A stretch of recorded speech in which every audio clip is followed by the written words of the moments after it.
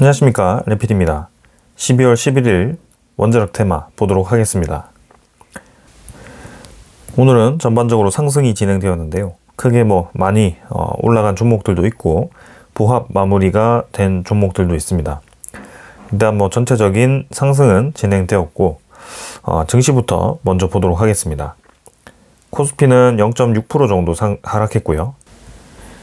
장 중반부에 이제 코스피 코스닥이 하락하면서 진행이 되었습니다. 기관 투자자가 7,800억을 매도하면서 오늘 하락을 했습니다. 그리고 외국인 투자자는 3,700억을 매수를 했습니다. 코스닥은 외국인 투자자 240억 매수, 기관 투자자가 370억을 매도하면서 오늘은 기관 투자자 위주로의 매도, 외국인 투자자의 매수가 있었습니다. 자, 12월 11일이었고요. 오늘은 옵션 만기였습니다. 그래서 올해 마지막 옵션 만기일이 이제 끝나게 되었고요. 옵션이 끝나고 나서 이제 올해를 이제 서서히 마무리할 것 같습니다. 그래서 이번 주 끝나고 다음 주 장이 열리고요. 다음 주가 끝나고 나면 이제 배당 기준일이 있을 거고 이제 폐장일이 29일 정도에 있을 겁니다. 그래서 올해 장이 이제 며칠 남지 않았다라고 보시면 될 것 같고요. 25년이 끝나고 나면 26년에 대한 준비를 해야겠죠. 그 부분에 대해서 이제 같이 살펴볼 예정입니다. 자, 코스피는 올해는 잘 마감되고 있습니다. 4,100포인트까지 지금 올라와서 좀 여기서 추가적인 상승은 없지만 그 구간에서 자리를 좀 잡고 있고요. 그동안 이제 급등했던 것 대비해서는 크게 급락 없이 잘 유지를 해주고 있습니다. 그래서 4,110포인트로 진행이 되고 있고요. 이 고점 라인을 좀 유지를 해주고 있지만 다시 한번 떨어졌다가 올라가는 그림을 만들 수도 있고 아니면 바로 N자로 올라갈 수도 있고요. 조금 더 보겠습니다. 그러나 확실히 상단 라인이 높아지고 있고 이평선들도 같이 높아지고 있는 분위기다 보니까 분위기는 괜찮아 보입니다. 외국인 투자자가 이제 크게 코스피에서 이탈하지 않고 꾸준히 매입을 해주고 있는데요. 일단 옵션 만기까지에 대한 움직임은 이렇게 진행이 되었고 향후 이제 옵션 이후에도 움직임이 매수세로 계속 들어와 주는지 지켜보도록 하겠습니다. 기관 투자자는 금융 투자 위주로의 매도가 있었고요. 옵션 만기 때문에 집중적인 매도가 있었을 가능성이 있습니다. 그래서 다음 주부터 해서 또 움직임들을 살펴보도록 하겠습니다.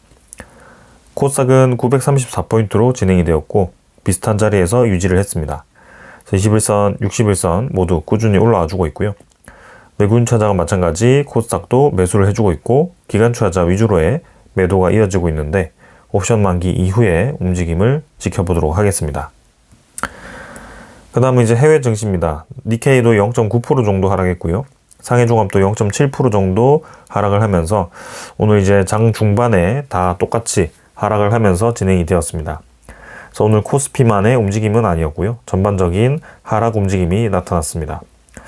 나스닥 다운은 1% 가까이 올라갔고 나스닥은 0.3% 올라가면서 좋게 진행이 되었는데요.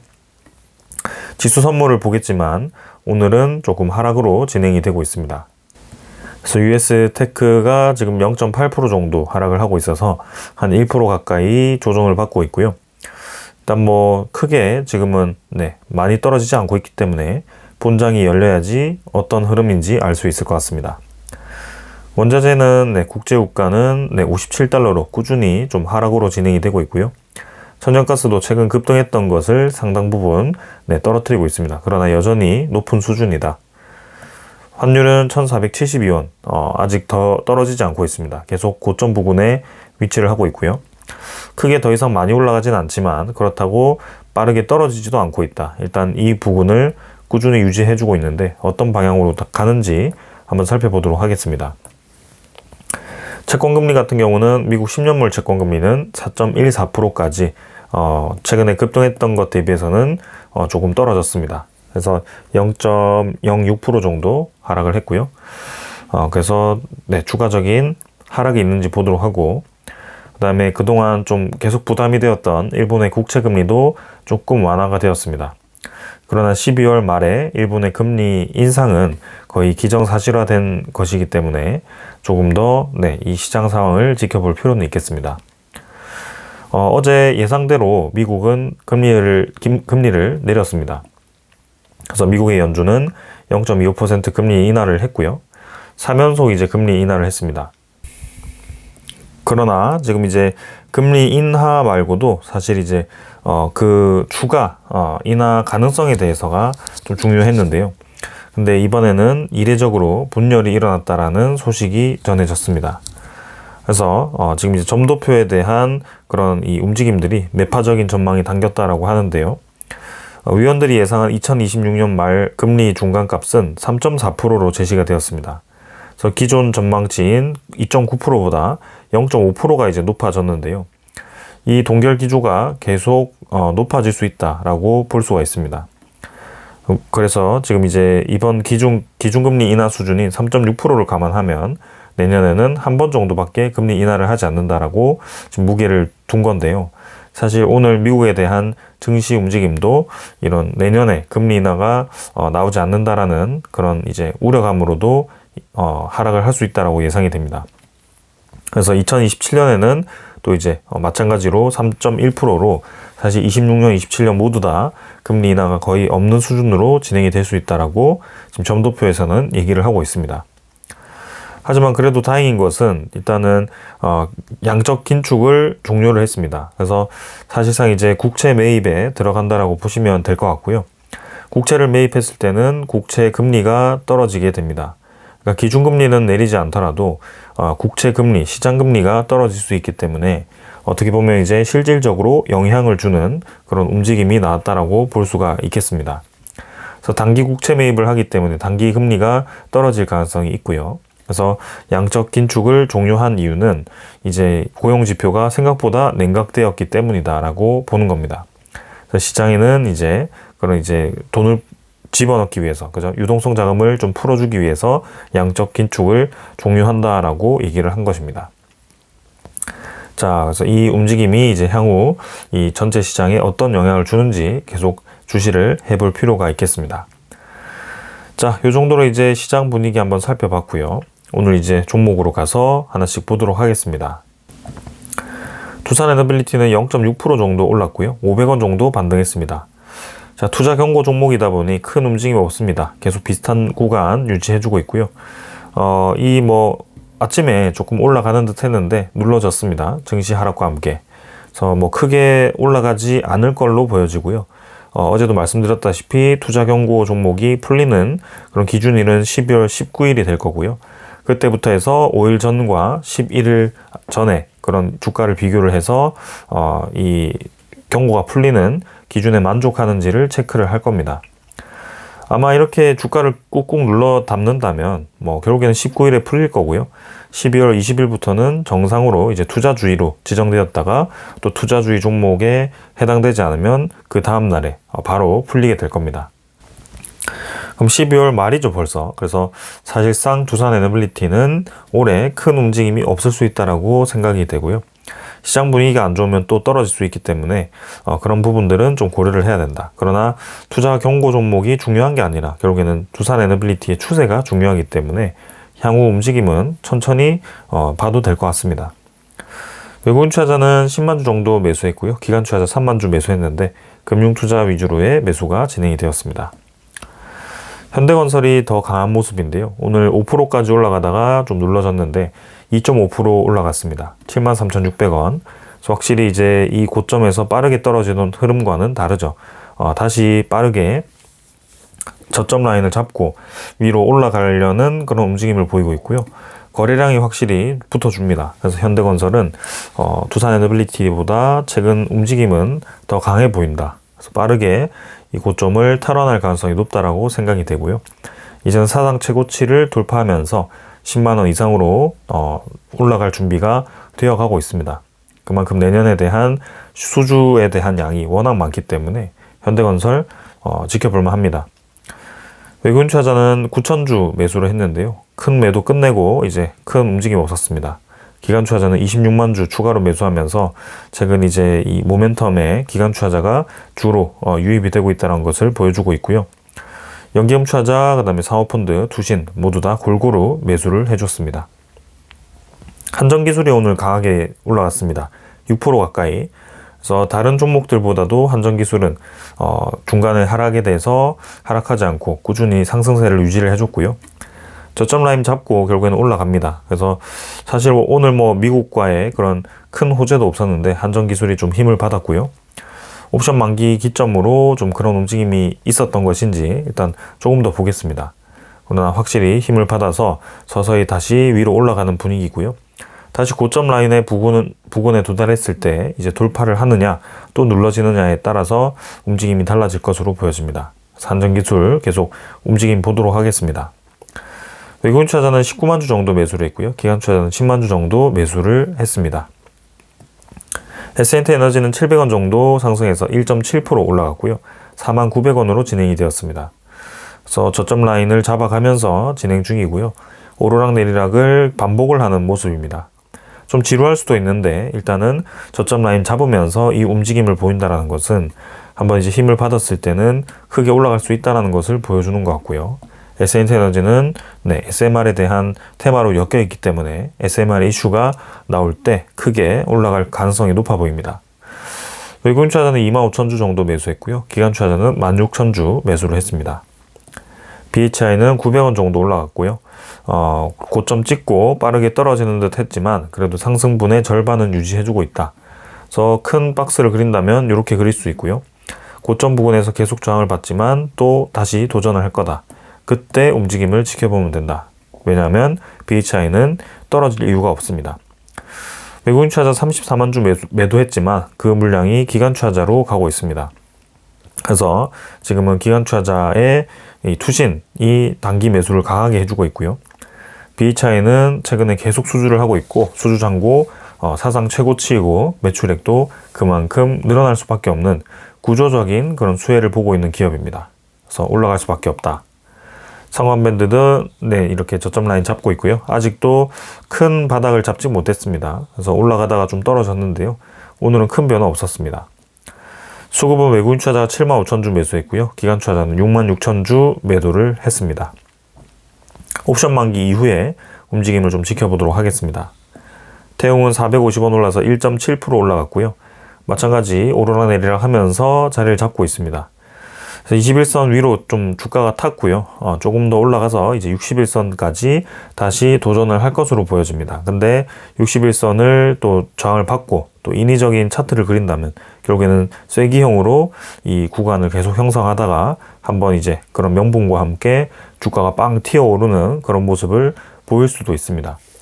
그래서 태용 같은 경우는 이제는 뉴스를 보니 이 공장 증설에 대한 부분이 완료가 되었고요. 내년부터는 실적에 대한 개선이 빠르게 이루어질 것으로 기대가 됩니다. 외국인 투자자는 연일 매도를 했는데요. 결국에는 옵션 만기까지 바짝 매도를 했습니다. 그래서 옵션 만기가 이제 끝났기 때문에 만기 이후의 움직임을 봐야 된다. 그래서 내일부터 해서 다음 주 본격적인 흐름을 좀 지켜보도록 하겠습니다. 우지는 11%까지 올라갔죠. 결국에는 2만원을 뚫고 나가버렸습니다. 자, 계측의 지금 독점 기업이고요. 상당히 지금 강한 모습입니다. SMR 테마 중에서 가장 강하게 올라가는 종목 중에 하나고요. 바닥 라인 잡아가면서 올라갈 자리에서 계속 올라가주고 있다. 그래서 고점 라인 뚫고 올라갔고요. 또 최근 52주 중에 가장 높은 가격대를 형성을 했습니다. 수급은 외국인 투자자가 41만 주 매수를 했고요. 기관 투자자 54,000주 매수하면서 양매수 진행이 되었습니다. 근데 우지는 이렇게 급등을 할 때마다 또 이제 다음날에 뚝 떨어지는 그런 모습을 한 번씩 보여주기 때문에 단기간에 이렇게 따라가는 이 매수는 좀 어렵고요. 다시금 이렇게 바닥 라인이 왔을 때 서서히 매집을 시작해도 되고 이미 이제 들고 계신 분들은 쭉 가시면 될 것 같습니다. 우진도 계속 성장할 수밖에 없는 구조적인 수혜를 보고 있는 기업입니다. 그 다음에 보성파워텍도 61선 근처에서 반등해줬고요. 이제는 좀 이제 상단 라인 올리면서 박스권을 넓혀가는 게 좋지 않겠나. 그래서 투자 수급은 60만 주 정도 외국인 투자자 매수가 있었습니다. 우리 기술도 지루하게 좀 흘러가고요. 바닥 라인 꾸준히 만들어가면서 지켜가고 있습니다. 그래서 곧 이제 한번 신호를 주지 않을까 싶고요. 투자 수급은 기관 투자자 투신이 아주 많이 매수를 했는데 향후 움직임 한번 지켜보도록 하겠습니다. 오늘 수급이 좀 매도가 컸거나 혹은 갑자기 매수 수급이 들어왔거나 이런 움직임들은 아마도 옵션 만기에 대한 특수한 움직임이었을 가능성이 높습니다. 그렇기 때문에 크게 거기에 대해서 매매에 대한 기준을 삼지 마시고 천천히 지켜보시면 되고요. 우리가 기준을 삼아야 되는 것은 계속해서 이 시장에 대한 움직임이 어떻게 되는지를 집중해서 보면 된다라고 말씀을 드립니다. 자, 그래서 오늘도 준비한 소식들을 전달 드리도록 하겠습니다. 일단 두산에너빌리티는 가장 중요한 것은 투자 경고 종목이 언제 풀리냐, 투자 경고 종목이 주가를 지금 누르냐 마냐, 이게 중요한 게 아닙니다. 결국에는 향후 이제 시가총액이 지금보다 훨씬 올라가기 위해서는 강한 모멘텀이 필요한데 그 강한 모멘텀이 지속이 되느냐를 살펴봐야 되겠죠. 그래서 계속 강조되는 것은 SMR 시장이고요. 앞으로도 계속 성장을 할 것입니다. 그런 면에서 이제 두산에너빌리티를 바라봤을 때는 충분한 가능성이 있다고 보는 거고요. 특히 이 SMR 전용 공장 건설에 대해서 아주 중요하게 보고 있습니다. 뉴스케일 파워가 이제 파트너십을 맺었고, 일본이라든지 독일보다 기자재 공급 능력이 앞서기 때문에 향후 이제 독점 가능성이 있다라고 보는 거고요. 롤스로이스 등 이제 추가 공급 가능성까지 있다. 두산에너빌리티가 SMR 전용 공장을 만들게 되면 어떤 것을 하느냐? 연간 생산 능력은 20대 분량의 주기기를 생산하는 겁니다. SMR이고요. 1분기에 착공을 해서 이제 준공은 2028년에 진행이 되고 완공도 아마 그때 진행이 되지 않을까 싶습니다. 원자로 모듈과 원자로 보호 용기, 지지 구조물, 노심 동체 구조물을 주로 생산을 하게 될 거고요. 전체를 아마 용접까지 해서 턴키로 아마 납품을 하지 않을까 그런 생각입니다. 그래서 향후 움직임도 계속 주시를 해 보겠습니다. 그리고 파트너사들은 이제 뉴스케일 파워가 주로 있고요. 엑스에너지 있고 테라파워가 있습니다. 최근에 이제 뉴스케일 파워는 좀 다시 루마니아 프로젝트가 지연이 되고 첫 번째 프로젝트는 좀 무산이 되고 그 뒤로 이제 이 수조원에 대한 또 이런 계약 소식이 좀 있었는데 또 거기에 대한 구체적인 사항은 없습니다. 좀 애매하게 진행이 되고 있는데요. 근데 엑스에너지 같은 경우는 확실히 아마존이라든지 이런 쪽에서 대규모의 투자 자금을 지금 받은 상황이고 구체적으로 진행이 되고 있다. 테라파워도 마찬가지고요. 그래서 뉴스케일 파워가 조금 더 힘을 내줘야지 두산에너빌리티가 좋은 움직임을 보일 수 있을 것 같습니다. 일단 전체 시장 규모만 보면 SMR은 글로벌 시장에서 2050년까지 375기가와트에 이를 것으로 전망을 합니다. SMR 용량 자체가 한 개당 300메가와트급 이하입니다. 그렇게 쳤을 때는 평균적으로 이제 한 4개를 지었을 때 1기가와트라고 한다면 375기가와트면 375 곱하기 4개입니다. 그러면 지금 거의 1,400개, 1,500개 정도는 모듈이 깔려야지 이렇게 달성될 수 있는 용량입니다. 쉽게 얘기해서 2050년까지 SMR에 대한 주기기가 1,500개가 들어가야 된다라고 볼 수가 있고요. 지금 2026년이기 때문에 2025년까지 이제 벌써 24년 남았습니다. 그러면 1,500개를 24년 동안 꾸준히 이제 발주가 나간다라고 한다면 매년 이제 한 60개 정도는 발주가 나갈 수밖에 없는 구조입니다. 그래서 그 60개 중에 이제 3분의 1 정도는 두산에너빌리티가 가져오겠다라고 목표를 세운 것일 수 있죠. 그래서 지금 연 20개를 꽉꽉 채울 수 있다라고 볼 수가 있는 겁니다. 자, 그래서 이미 시장에서는 2030년까지 누적 60개 이상의 SMR 모듈을 수주할 수 있을 것으로 보고 있는 거고요. 이 부분이 상당히 지금 두산에너빌리티의 향후 가치에 큰 영향을 줄 수밖에 없습니다. 자, 그러면서 이제 두산에너빌리티와 삼성물산이 참여한 루마니아 SMR이 지금 이제 코어 설계 검증으로 들어가고 있는 것 같고요. 스웨덴 기술을 활용했다라고 합니다. 그래서 노심 관리 시스템을 스웨덴 이 기업 걸 선택했고 내년에 최종 투자 결정을 한다. 투자 결정이 계속 밀리면서 내년에 이제 본격적으로 이 투자에 대한 여부가 결정이 될 것으로 보여지고요. 이 SMR에 대한 뉴스케일 파워 프로젝트가 빠르게 좀 구체화가 되었으면 하는 바람입니다. 우리나라도 다행히 이 SMR에 대해서는 적극적으로 나서고 있습니다. SMR 특별법이 통과가 이제 되기 직전이고요. 여야 합의로 이제 국회 과방위 전체 회의까지 통과를 했습니다. 그래서 특별법 합의 처리가 되었고요. 본회의만 남았다. 그래서 이것도 무난하게 통과될 가능성이 높습니다. 이제 시간이 없죠. 우리는 SMR을 지금 거의 올인을 해야 됩니다. 이제는 원자력 발전에 크게 지금 기여하지 않던 인도도 독자 개발을 하는 SMR을 건설 부지까지 확정을 했습니다. 이런 부분에 있어서 우리나라보다 훨씬 지금 앞서간다라고 볼 수가 있는데요. 우리나라는 지금 SMR에 대한 부지 선정하지 않았습니다. 이 부분도 이제 꽤 환경성 평가라든지 민간 수용에 대한 여부라든지 이런 부분들이 계속 이제 시간을 끌 거고요. 인도 같은 경우는 바로 이제 지정이 되었다. 그래서 이제는 이 SMR의 기술에 있어서 우리가 인도보다도 뒤처질 수 있다라고 보시면 되고요. 그렇지 않기 위해서는 지금 역량을 모두 동원해서 따라 붙어야 됩니다. 민간에도 이제 원자력 개발을 맡기기로 하면서 인도는 대폭적으로 지금 자국 내에 원전 투자를 늘리고 있는 상황입니다. 2070년까지 지금 100기가와트를 늘린다고 했기 때문에 상당히 공격적인 투자를 하게 됩니다. 자, 그리고 우리가 지금 기회라고 생각하는 그런 동남아시아 시장은 이 푸틴, 러시아가 독식을 하고 있습니다. 인도네시아에 또 러시아 원전을 써라라고 공약을 하고 있고요. 러시아 SMR 기술, 그 다음에 대형 원전 기술은 사실 한국보다도 앞선다라는 평가가 있습니다. 기한 내에 건설이 가능하고 워낙 경험이 많기 때문에 수출에도 유리합니다. 그래서 동남아시아, 중앙아시아 시장을 지금 러시아가 모두 다 가져가려고 하는 모습이고요. 우리나라가 기대하는 베트남 시장도 사실 러시아 로사톰이 먼저 MOU 체결을 했습니다. 그래서 린투원 원전에 대해서 향후 움직임을 더 봐야 되겠지만 러시아로 갈 가능성도 있습니다. 튀르키예 원전도 사실 러시아가 포함이 되어 있었는데 이 두 번째 원전에 대해서는 한국에 조금 더 힘을 실어주는 모습이라서 이 튀르키예에 대한 기대감은 있습니다. 향후 이제 우리나라의 입지가 점점 좁아진다는 것을 이 정부는 이해를 해야 됩니다.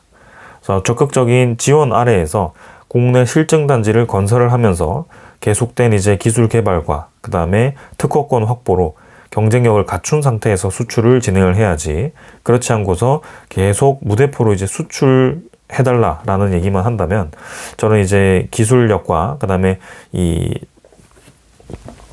경험, 그 다음에 이 정치력, 이런 부분에 있어서 사실 한국이 중국과 러시아 이런 이제 국가들과는 조금 떨어진다고 볼 수가 있거든요. 서방 국가도 우리나라 밖에 쓸 수 없다라고는 하지만 사실상 단독 수출이 이제 좀 어려워진 상황이고, 그리고 이제 SMR 입장에서는 한국에 대한 이제 대안이 지금은 좋지만 영국에서도 SMR 파운드리 건설을 본격적으로 하려고 하고 있고, 일본도 이제 기자재 생산을 하려고 하고 있기 때문에 계속 늦어지면 늦어질수록 우리나라는 불리해질 수밖에 없다. 이제는 인도까지 나서고 있는 상황입니다.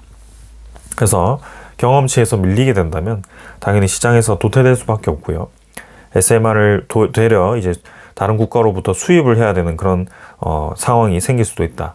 그래서 지금 바로 진행을 해야 됩니다.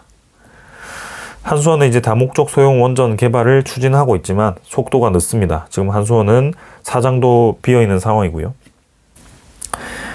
몇 년마다 계속 이제 이 정치 성향에 따라서 사장을 이랬다 저랬다 놨다 퇴사했다 이런 식으로 하니까 제대로 구심력을 가지고 움직일 수가 없을 것 같습니다. 그래서 이렇게 운용을 한다는 것은 나오지만 이 ISMR이 언제 상용화될 건지 그게 중요합니다. ISMR은 사실 지금 다른 국가 대비해서 상당히 뒤처져 있는 상황입니다. 그런 와중에 이제 우리나라는 계속해서 AI에 대한 투자를 늘리고 있는데요. GPU를 이제 도입해서 그것을 다 가동하려면 엄청난 에너지가 필요하다. 근데 26만 장만 가동하는데도 원전 1개 정도가 필요한데 그것을 계속 늘렸을 때는 향후 이제 어떻게 감당할 건가 라는 것입니다. 그리고 그게 데이터 센터만 늘어나는 게 아니라 반도체를 700조를 투자해서 지금 이 용인 클러스터만 원전이 10기가 필요한데 그것을 다 어떻게 감당할 건가, 이런 부분들이 상당히 과제로 남습니다. 공업 용수도 이제 부족하고요. 그래서 지금 한다는 얘기가 이제 에너지 식민지가 되기 싫다. 전라도 쪽에 있는 신재생에너지에 대한 단지를 활용해서 이 용인 클러스터를 전라도로 보내버리자라는 얘기를 하고 있는데요. 사실 이제 그게 형평성에 맞는지부터가 애매합니다. 왜냐하면 공장이 그렇게 큰 단지가 그 밑으로 갑자기 내려간다라고 하는 것은 그 지금 수도권에 있는 반도체 인프라가 멀어진다라는 것과 똑같고요. 모든 이제 외산 기업들, 그 다음에 국내 반도체 기업들이, 장비 기업들이 이 수도권에 집중되어 있습니다. 근데 그 아래로 내려가는 순간 그쪽으로 이제 또 크게 이동이 거리가 늘어나게 되고 이 장비라든지 그런 여러 가지 수급에 있어서 좀 애매해질 수도 있습니다. 그리고 그 아래에 있는 이 전라도 지역은 사실 원전이 몇 기가 없죠. 그리고 석탄 에너지도 줄이는 와중에 LNG 사실 당진 쪽에 있고요. 그래서 그것을 활용해서 저 용인 클러스터를 돌리겠다라고 하는 것 자체가 넌센스입니다. 재생에너지를 아무리 늘려봤자 신재생에너지에 대한 출력이 상당히 불안정하는 것은 사실입니다. 그래서 계속 대안으로 ESS를 얘기를 하고요. 신재생에너지 보급률을 높여서 단가를 낮추겠다라고 얘기를 합니다. 하지만 이미 ESS에 대한 비용은 2022년 기준으로 했을 때 2036년까지 45조가 필요하다라고 예상이 되었고요. 이 신재생에너지에 대한 용량이 빠르게 늘어나면 늘어날수록 전력에 대한 불안정성은 커지고 있다. 그래서 출력 제한이 많아지고 있는 상황이고 그것을 가능성을 보완하기 위해서 LNG 발전비를 이제 늘렸는데 그게 이제 연료 비용이 비싸함에 따라서 엄청나게 올라가더라. 그래서 안정성이 떨어지기 때문에 그런 부분들을 계속 활용할 수가 없다라는 겁니다. 그래서 무리하게 NDC 달성을 위해서 지금 이제 그런 신재생 설비에 대한 확대를 한다라고 하지만 지금 이런 부분들이 LNG에 대한 의존도를 역으로 높였을 때 거기에 대한 비용이 엄청나게 증가할 수 있다는 것을 우리가 생각을 해야 됩니다. 그래서 급격한 신재생에너지 보급 확대와 LNG 가격 급등이 복합적으로 작용했을 때 지난달 2022년 기준으로 한국전력이 LNG 기반 전력 구입에 쓴 비용은 3조 6천억 원으로 월간 기준 역대 최고치를 기록했다. 지금 천연가스 비용이 4.5달러까지 올라왔습니다. 계속 올라가는 추세고요. 환율이 1,471원입니다. 평소보다 10% 가까이 높아져 있는 상황입니다. 이 두 개가 이제 복합적으로 연결이 되었을 때는 가격이 기하급수적으로 올라갈 수밖에 없고요.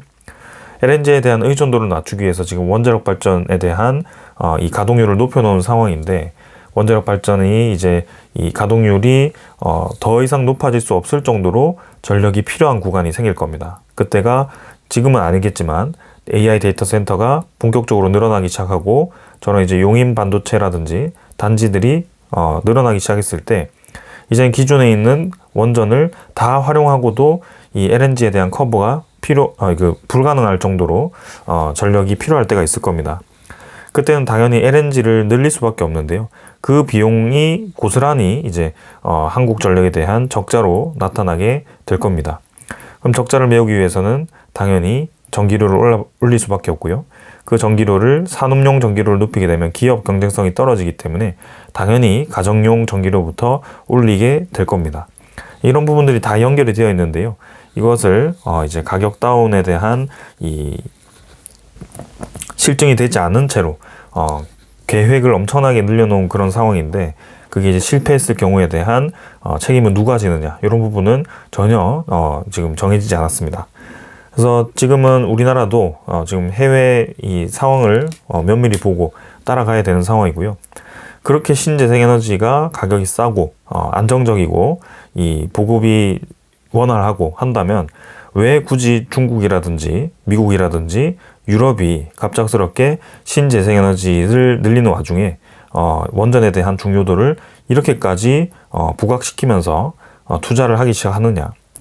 이게 그렇게 싸지고 가격이 내려갈 만큼 내려가고 거기에 대해서 짓는데 얼마 안 걸리고 2년 걸리고 요거는 뭐 15년 걸린다고 하는데 왜 굳이 지금 15년 걸린다라는 것을 이렇게 중국과 미국, 유럽이 닥달하고 지으려고 하는 것인가? 동남아시아를 비롯해서 전 세계가 관심을 가지는가? 거기에 대한 논리가 없습니다. 그래서 그런 필연적인 움직임에 대해서 계속 부정하고 한쪽으로 이제 쏠리려는 그런 분위기가 굉장히 안타깝고요. 지금은 모든 에너지를 늘려야 되는 방향이 맞고, 원전 에너지에 대한 기저 에너지원을 용량을 늘린다고 해서 나중에 퍼센트가 뭐 40%까지 가지 않을 겁니다. 왜냐하면 전체 용량이 커지기 때문입니다. 그래서 30%대를 유지하기도 지금은 이 속도로는 어려울 수 있다. 이런 부분들을 생각을 해야 됩니다. 자, 그래서 그런 부분들을 좀 생각해야 되고요. 그리고 이제 내년에는 이제 우리나라가 UAE 스타게이트에 1월 본격화해서 데이터 센터에 대한 진출 기회도 있다라고 합니다. 그래서 UAE에서도 이런 데이터 센터를 활용한다라고 하니 중동 중심으로 해서 다시금 그런 이제 에너지에 대한 플랜트 수주가 또 기대가 됩니다. 그래서 UAE와 사우디 쪽 원전 추가 발주에 대한 기대감을 좀 가져보고 한번 기다려 보도록 하겠습니다. 그래서 오늘 여기까지 말씀을 드리고요. 네, 내년에도 치열하게 그런 AI에 대한 필요성으로 원자력 테마가 부각이 될 겁니다. 그런 부분에 있어서 필연적인 움직임으로 갈 수밖에 없고요. 에너지에 대한 기저 에너지원, 특히 연료에 대한 비용에 크게 영향을 받지 않는 에너지원으로서, 기후에 영향을 받지 않는 에너지원으로서 계속 부각이 될 거고, AI의 그런 경쟁력을 위해서는 가격 경쟁력이 중요할 텐데, 그런 에너지의 저렴성을 유지하기 위해서 필요할 수밖에 없는 에너지다라고 생각됩니다. 자, 오늘 여기까지 하고 마무리하도록 하겠습니다. 감사합니다.